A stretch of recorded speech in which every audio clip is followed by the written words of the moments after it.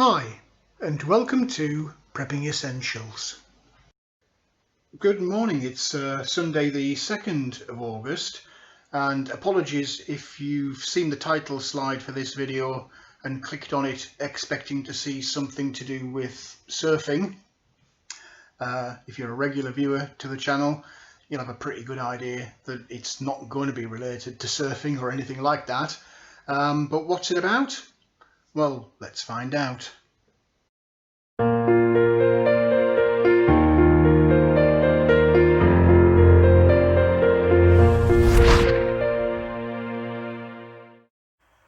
Well, I did say a few videos ago that I'll be doing some kind of lessons learned video, and it's so hot outside, and to be honest it's very hot in here. I thought I'd just relax with a cup of coffee and try and record something for one of those lessons learned videos. And the first one is an apt one, given the current medical crisis that we've got going off around the world. You mentioned its name in YouTube videos and you're going to get demonetized or even your video removed. But you remember, if you're a regular viewer to the channel, that back in 2019, I might have even done something in 2018, I mentioned pandemic as one of the biggest global threats. Did 2 videos in 2019 on that subject, and this year I've lost track really. I started back in January when the crisis started to become apparent in China. I did 2 videos in January just highlighting the potential risk if it was to go global. I then did a couple of videos in February when it became apparent it was spreading in different places around the world, starting to make its way into Europe.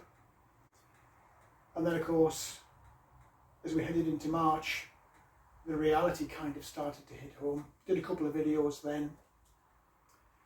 That was around the time that the panic buying started in China, in Australia, in parts of Europe, and it gradually made its way through March into the UK, and we saw panic buying in the stores.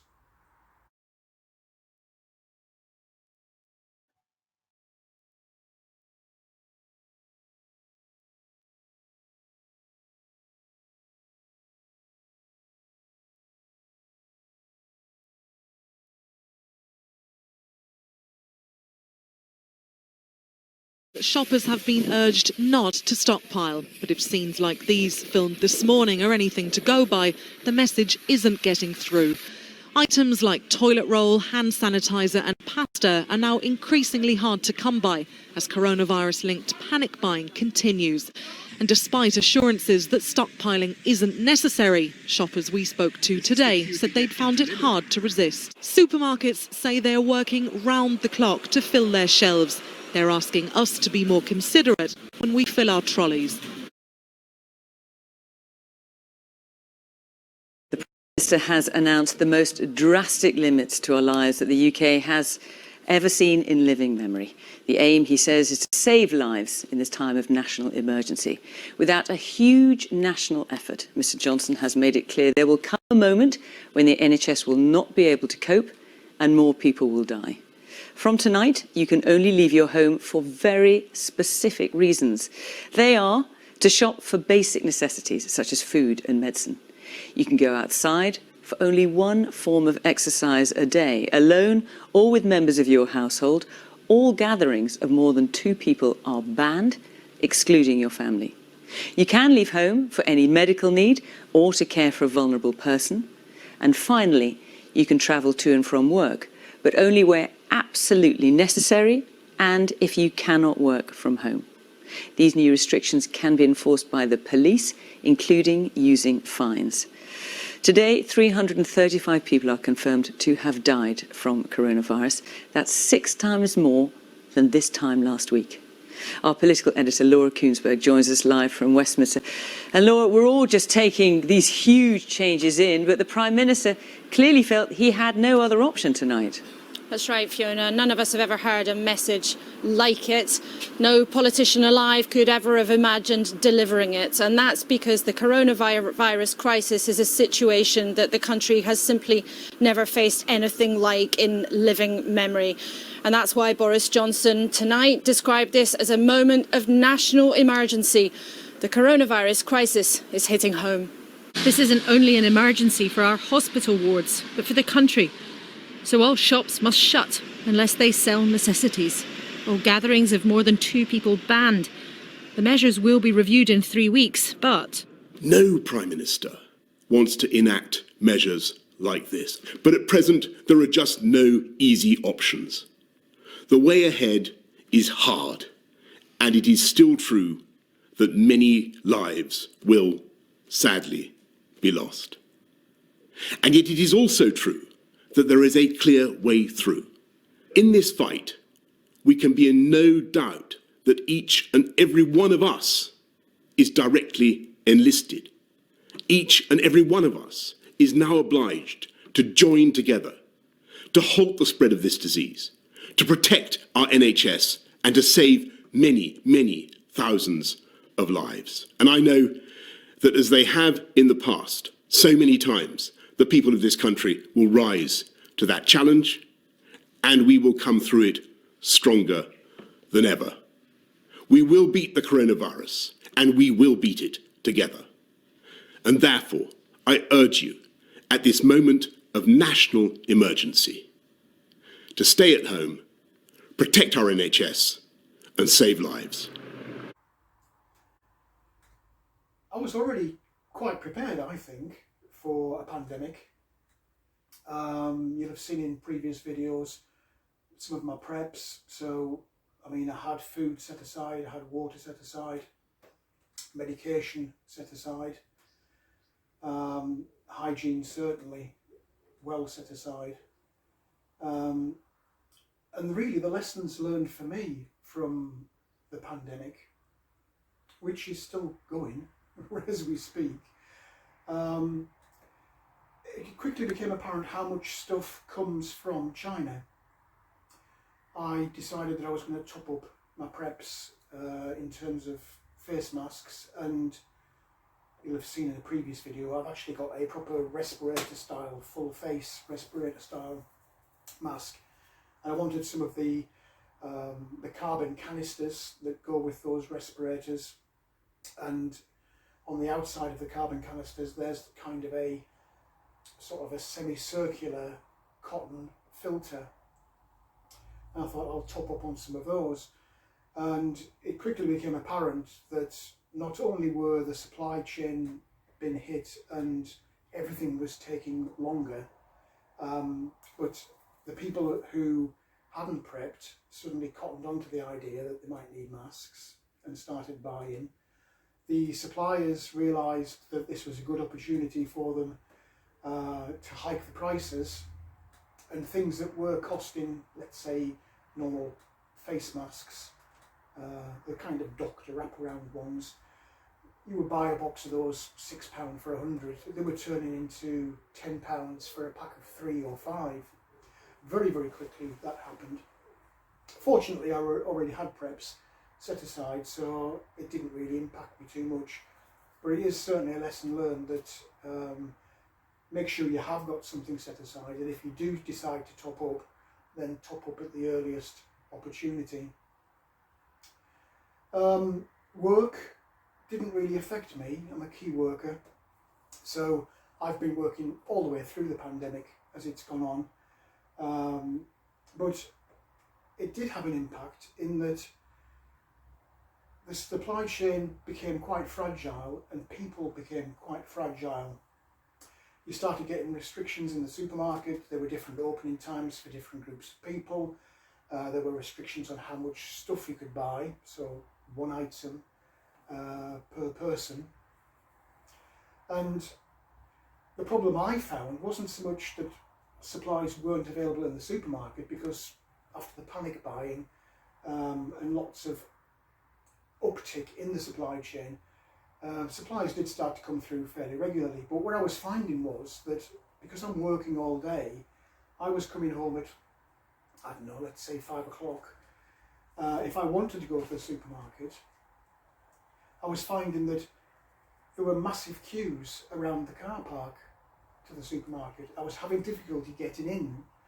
Once you're in, yes, there were some restrictions about one-way systems and 2 metre distancing and wearing masks and this, that and the other, but items were available, but not in the quantity that they used to be. And people were still stripping the shelves.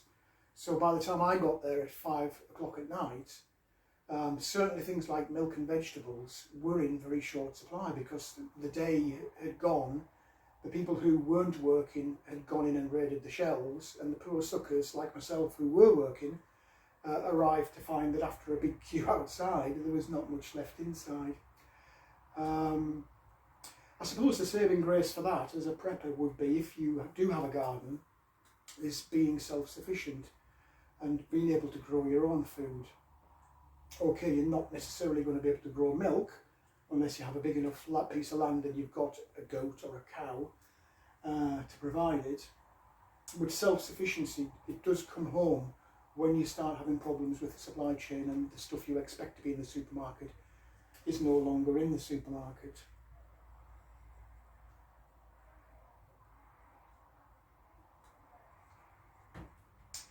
I guess the other thing, really, in terms of lessons learned, is something would happen in any kind of crisis event, and that's people. People are really unpredictable, and people do crazy things. We saw a lot of panic during the pandemic. First of all, people were kind of overexcited, over panicky, and wanting the government to lock everything down, especially kids at schools. And then as the pandemic progressed and things started to drop in terms of numbers of infection and number of deaths, people very quickly went back to that normality bias where they started ignoring all the rules. So you started to see people gathering in groups and people swapping from house to house for house parties. And as the government started to unlock gradually over this last probably 3 weeks or so, people just went completely crazy and almost went over normal. They started to go out more than they would normally. They started to associate more than they would normally. They started to cram back into the pubs and the beaches. And as a result of that, we're now seeing the potential for a second wave in the virus. Some parts of the country already we've had to go into mini lockdowns because people have not been social distancing, they've not been careful, they've kind of thrown it out the window and gone, I've had enough of this, and gone back to business as usual, assuming that because the lockdown had finished that everything was back to normal, which it clearly isn't. This virus hasn't gone away. It's just been controlled to a acceptable level that's manageable for the health service. And undoubtedly we will see a second wave this year, probably back end of September, beginning of October, who knows? Depends again on people, and as I said, people are very unpredictable.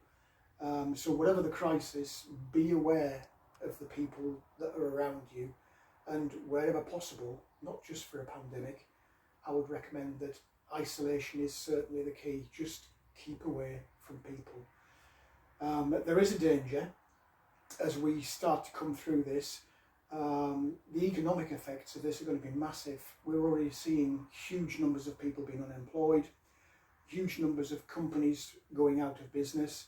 And as we head into the back end of this year, we're definitely going to have, in addition to the pandemic, some kind of economic crisis, whether it's a recession, which we're already in if you look at the figures, or worse, a full-blown 1930s style depression where you have masses of people out of work, the economy completely trashed.